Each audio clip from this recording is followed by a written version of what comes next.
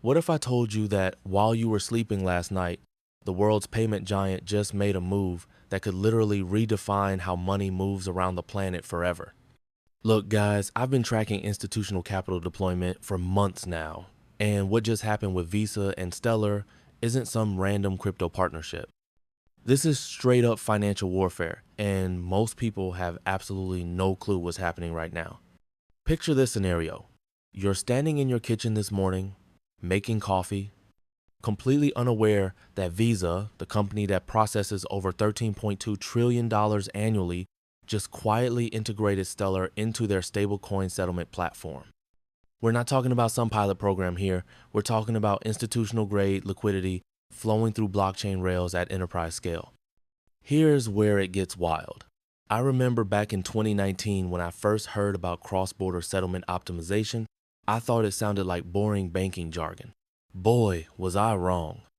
According to Federal Reserve data, traditional correspondent banking systems are bleeding $195 billion annually in inefficiencies. That's not pocket change. That's the entire GDP of Portugal just evaporating into thin air because banks are still using technology from the Stone Age. Now imagine you're a small business owner in Lagos trying to pay your supplier in Vietnam. Under the old system, you'd wait 3 to 5 days, pay anywhere from 3% to 7% in fees, and pray nothing gets lost in the maze of correspondent banking relationships. But here's the kicker. Stellar processes that same transaction in 3 to 5 seconds at a cost of 0.00000 C XLM per operation.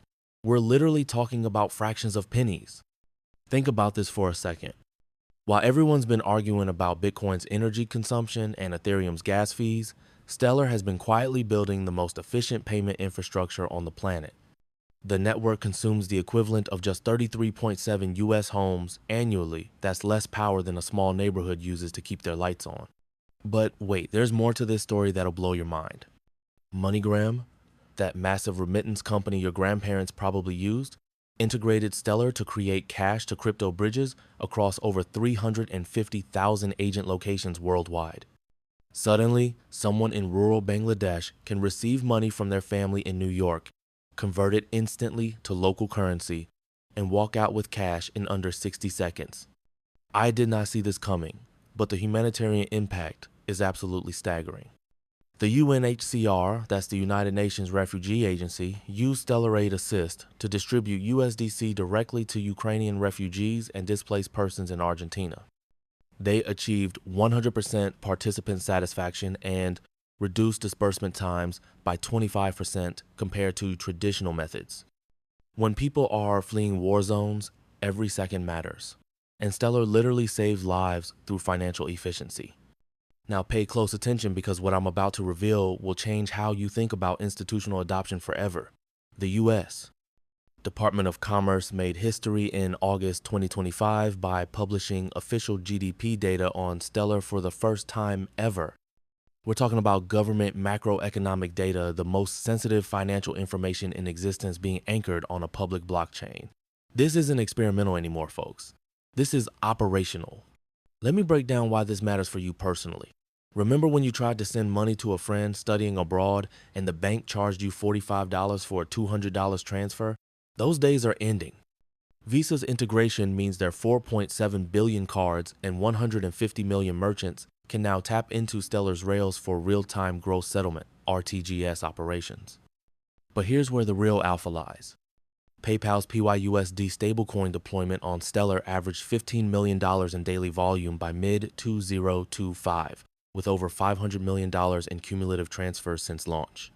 Merchant adoption of PayFi financing expanded to 50,000 SMBs across 6 regions. This isn't theory, this is live money moving through these networks right now. Light bulb moment. I was talking to a treasury manager at a Fortune 500 company last week, can't name names, but let's just say they manufacture things you probably have in your house right now. He told me they're testing Stellar for supplier payments because traditional Nostro account optimization requires them to park hundreds of millions in correspondent banking relationships. With Stellar's atomic settlement capabilities, they can redeploy that working capital immediately.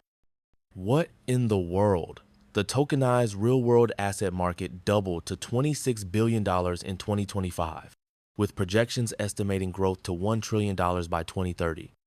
Stellar is hosting over 100 tokenized funds from major asset managers, leveraging built-in compliance controls like KYC, divided by AML modules, and clawback functionality. Franklin, Templeton, BlackRock, these aren't crypto-native companies. These are the institutions that manage your parents' retirement funds. Here's something most people don't realize about portfolio diversification matrix strategies.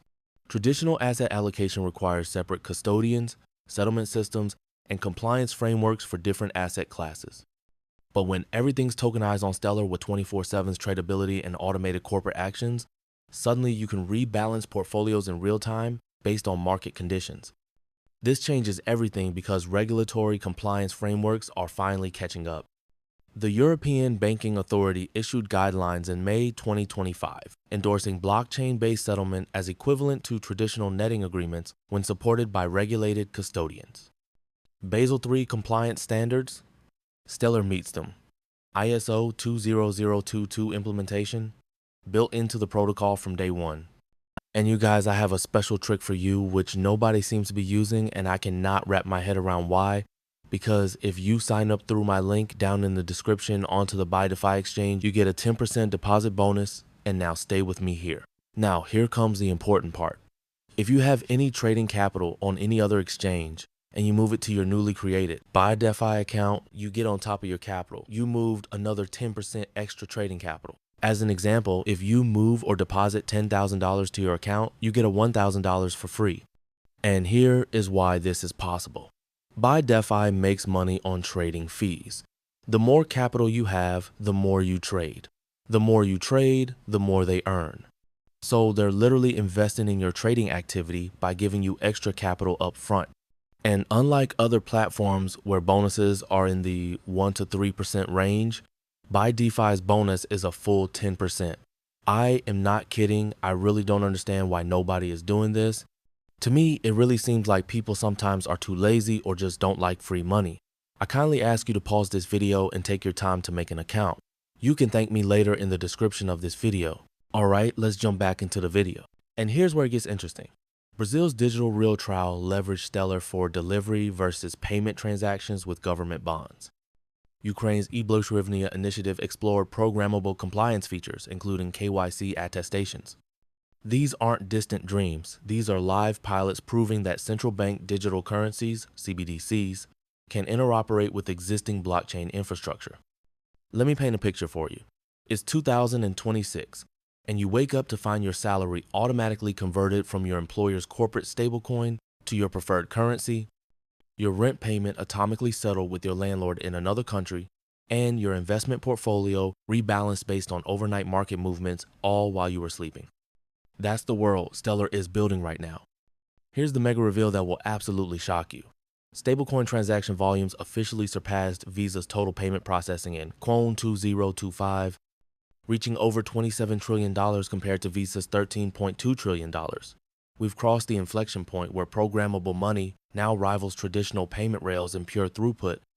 This isn't coming, it's already here.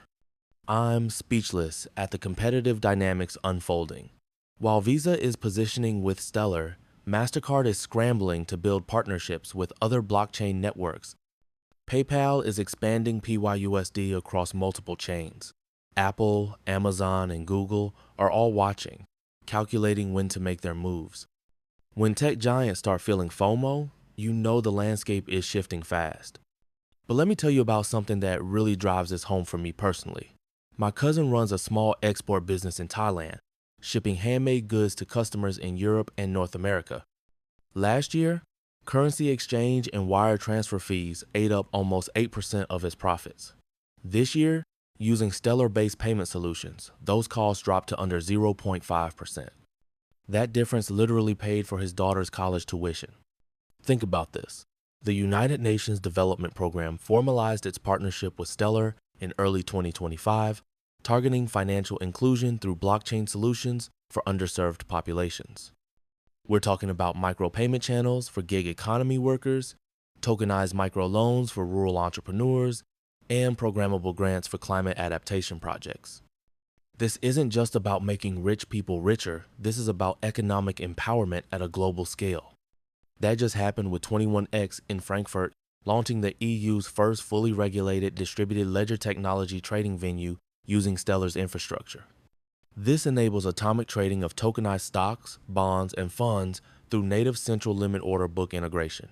Traditional settlement cycles that took days now happen in seconds with full regulatory compliance. Now, here's the twist. Network usage statistics reveal Stellar averages approximately 2.9 million transactions and 7 million operations daily, with average ledger closing times of 5.8 seconds and fees under $0.001 per transaction. But here's what's crazy. Most of these transactions are happening without users even knowing they're on a blockchain. That's the sign of mature technology. It becomes invisible. Let me share something that really opened my eyes. I was at a fintech conference in Singapore earlier this year, and a senior executive from a major Asian bank pulled me aside. He said, "We're not asking if blockchain will replace our systems anymore. We're asking how fast we can migrate before our competitors do." The institutional fear of missing out is real, and it's accelerating everything. This might blow your mind, but the humanitarian applications showcase Stellar's practical impact beyond finance. UNHCR distributed USDC to displaced populations across Ukraine, Argentina, and Syria through Stellar Aid Assist, achieving 100% participant satisfaction while reducing administrative costs by 50%. When crisis hits, traditional banking systems fail, but blockchain keeps working. Here's where yield optimization mechanisms become fascinating. Stellar's DeFi ecosystem reached $145 million in total value, locked by mid-2025, with stablecoin market capitalization exceeding $623 million. But unlike the speculative DeFi we saw on other chains, Stellar's focus on compliance-friendly applications attracts institutional liquidity seeking risk-adjusted returns. The implications are staggering for foreign exchange, FX, volatility hedging. Stellar's native decentralized exchange enables atomic currency conversions within single transactions, eliminating settlement risk and reducing operational complexity for multi-currency flows. Corporate treasuries can now hedge FX exposure in real time rather than waiting for traditional markets to open.